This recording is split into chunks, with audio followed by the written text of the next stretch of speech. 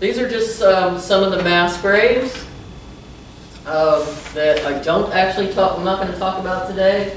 And here you can see that, and this is the thing that this is how we know they're just big mass graves, is that the bodies are just thrown in. And, you know, they're on top of each other, you know, they're all mixed up, and, you know, they're not in the typical LBK positions. Then we're going to see one where they actually are. Okay. Now this is Talheim. Okay. This was the first. So some guy was digging in his yard one day, and this is what he found. And of course he immediately called the police, and they called the archaeologists. Okay. And this is what started the study of Neolithic violence, was the discovery of this mass grave. Unfortunately, I don't read German, and the original articles are written in German. I guess I could get Odom to translate them for me. But I've read English versions. So what we know is that there were 34 individuals, men, women, and children, all who showed evidence of violence, both blunt force trauma and arrow wounds, that they were just haphazardly dumped in a pit. And the interpretation of this is that there was an entire village that was massacred. Okay? Now, in the original paper, they claimed that there was a group of people missing from this village, and that was young adult women. Okay? And initially, the authors interpreted that as, well, obviously what happened is that somebody came in, abducted the women, and killed the rest of them. Okay? And we're going to see this becomes a theme. All right? What's interesting, however, is that there have been a lot of people who have come back and studied this. There have been all kinds of studies of Talheim. And more recent studies have suggested that, well, you know, it may not be that the women are missing, you know, that they've been abducted. All right? It may be that they're not there for a reason. Okay? So, remember the village, or the Vedrovit? Okay. People who've also studied that have found that when you look in that cemetery, there's two groups of people missing. And that is young women, young adult women, and young adult men. And what they postulate is that the reason that they're missing is some of the young adult women are probably missing because of maternal mortality. Okay? But this is the age when people moved out, right? The LBK was constantly expanding. These were the people who were moving out, right? And going and setting up new settlements and new places. And so that's their explanation for, you know, possibly why they're not there. Now, when I was presenting this to the faculty at UHI, one of the professors, a woman, said, well, maybe those young women were the ones who organized the massacre.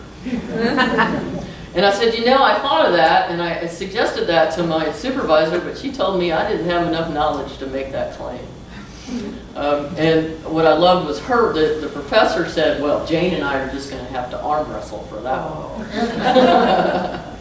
But, you know, that's the thing here, is that there are lots of possibilities. Unfortunately, the evidence just isn't there to support much of it.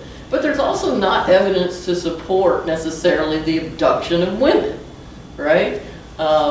So it could be anything.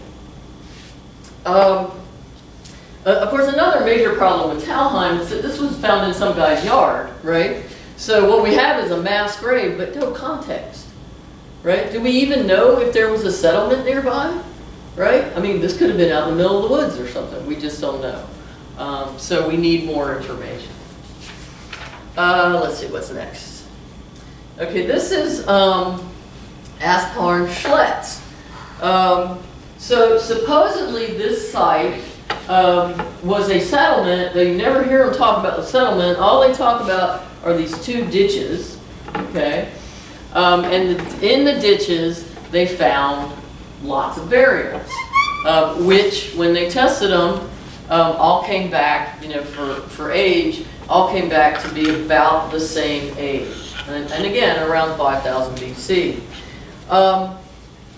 Unlike in Talheim, where the bodies had clearly been put into the grave and covered up very quickly, here there was evidence of gnawing marks, and the bones were kind of fragmented. So they believe what happened was that there was some kind of fight, that the ditches were some kind of defensive structure, and that the bodies were left and exposed for a significant period of time before anybody came back to cover them up, or if anybody even did come back to cover them up. They all had evidence of perimortem cranial trauma that were likely caused by LBK tools such as flat axes or shoe last adzes. And they also suggested that there was a lack of young women here, okay? The problem is that only 20% of the ditch was excavated. So we don't know what's in the rest, right? They also found burials that were clearly traditional LBK burials in the ditch. Okay. But what happens is we've got Talheim and the authors who later, actually in Talheim, the authors backed off of the abduction, right? These folks are all about, oh, those women were abducted, right? They just grab hold of that idea, and we're just going to see this over and over and over again, okay? Schoeneck Killian Stoughton, again, another mass grave. This is only part of the picture. It actually goes on for pretty long ways. 13 to 26 individuals, we can't even decide how many of them were actually in there, including young children and 2 possible women. Buried in a pit. They all had blunt force trauma that was indicative of face-to-face confrontations. And they also all had, or most of them had, lower leg fractures, which they've interpreted as either torture before they killed them or mutilation of the body after they were dead. Here, and this just kind of shows you what, you know, how androcentric it is. The authors claim that there are 2 groups of people missing from this burial. That's right. What we're assuming here is this is a village, right? And the 2 groups that are missing are 9 to 15-year-olds and young adult women. So what they postulate is that the 9 to 15-year-olds managed to flee, and the young adult women were abducted. Maybe the women were able to flee as well, right? But you know, there's like, and they don't offer alternatives. It's just like, this is what we found, okay? There are lots of alternatives actually in all of these sites for why we have these groups missing. It could be maternal mortality, right? It could be an epidemic that swept through, right? Something we're all thinking about kind of these days.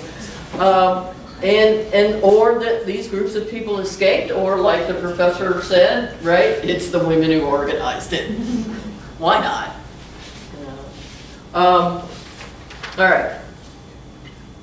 This is Yulau. I have no idea how to pronounce it. This is very different. This is not a mass grave. Okay. This is a corded ware culture, so we've moved on. It's actually much earlier. It's 2675 to 2495 BCE.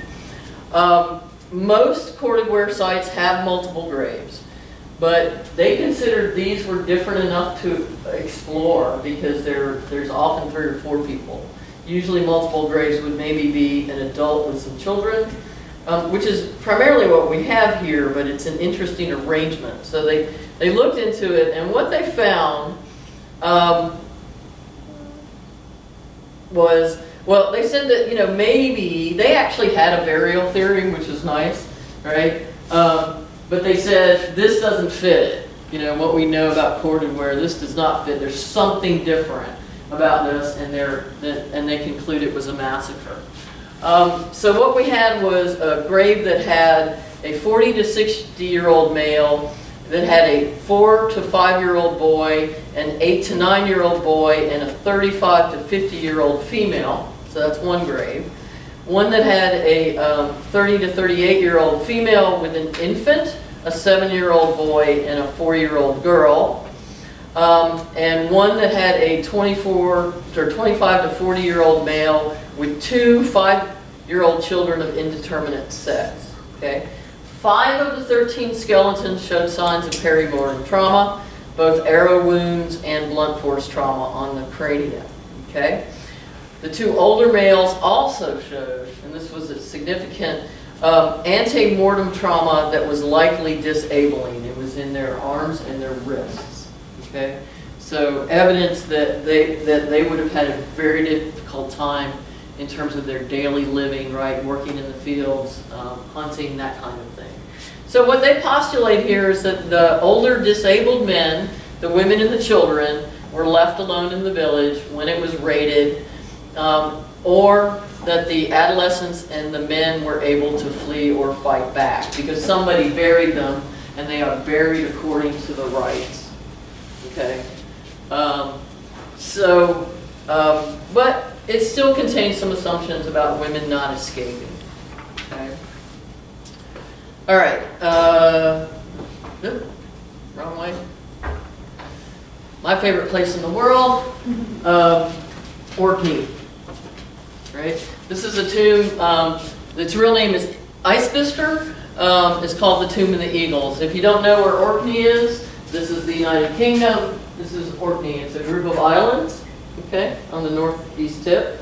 These are the islands of Orkney, and Isbister is right down here on South Ronaldsay. Orkney is filled with chamber tombs. There's not a single island out there that doesn't have one. In fact, where is it? Up here, this is the Isle of Westry. Lots of chamber tombs. Even this island, this is called Papa Westry. They call it Pappy. And off of Papa Westry is an even smaller island. Like this is like 5 miles long. Okay, called the Home of Pappy. Has 2 chamber tombs on it. Okay. This is the World Heritage Site, Skara Brae, Nessa Brodgar, Ring Brodgar, Stone to Stennis, lots of other little tombs all over the place. Orkney is fabulous. You should go. Okay. This is me in my first visit. I've been there 3 times now. This is the Isbister tomb, the Tomb of the Eagles. I'm in there, I'm enjoying it, I don't take enough pictures. You actually have to come through this little opening that you laid on that thing on your back, and there's a rope that you pull yourself in. It's what they call a stalled cairn, okay? But it's different because, so you can see the orthostats here, these long, tall, thin stones divided up into sections. But there's also, you can't really see them, but there's like, they're little chambers, okay? And that's what this is. And I don't know if you guys can see it. We probably have the wrong lights on up here anyway. See if this will play. But when they found it, can you make out the skulls? Yeah, it's just absolutely filled with skulls. They've actually removed them now because they were actually the real skulls that they found, and I think they realized they needed to take a little better care of it.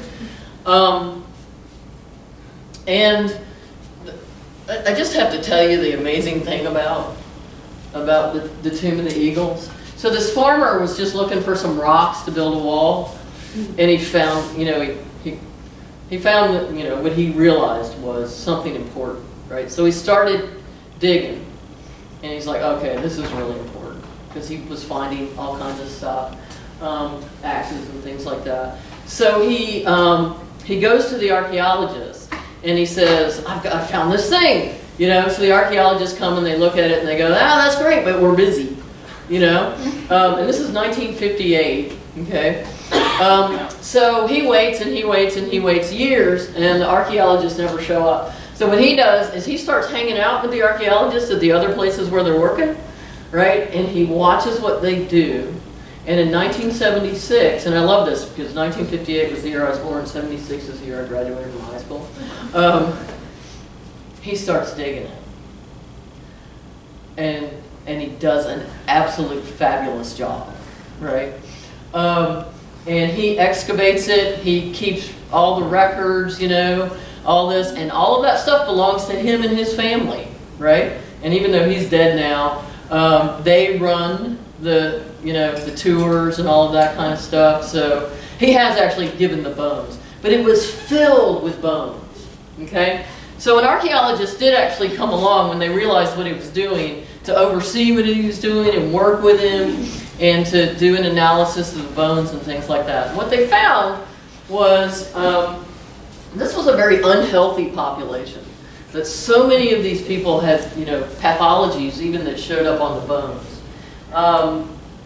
And they also found lots of evidence of violence. So this is actually from Isbister. You can see this is an anti-mortem wound. This is a wound somebody got, but they survived, right? This is the best I could do for a similar size axe that comes from the Nessa Brodgar that I just took a picture when we dug it out of the ground a couple of years ago. But it looks like about the right size.